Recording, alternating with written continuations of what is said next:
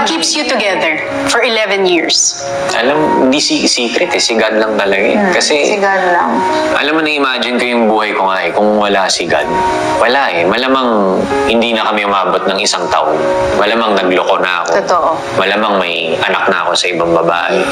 Si God lang talaga. Lord lang talaga. Kailangan siya yung sentro eh. Hindi naman araw-araw mahal mo yung asawa Hindi mo. talaga. Kahit na si Christina Hermoso Yes, pa to. hindi talaga.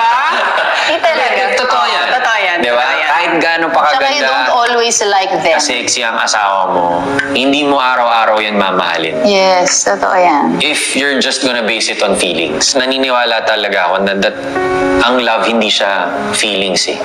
You shouldn't base it on feelings kasi nagbabago eh. Love is a decision naman talaga. It's really a decision. Tulad nung sinabi niya, di ba? It's a commitment. Kasi nga, hindi naman talaga everyday nakakatuwa yung ugali niya. It's a choice. It's a choice.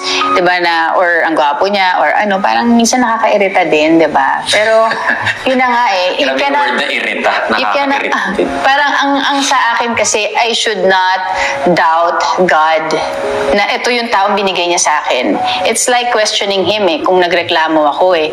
So, Lord, kahit na ano pa yan, God, ikaw nang bahala sa Kanya. Basta ako, dediretso ako sa'yo. Ganon.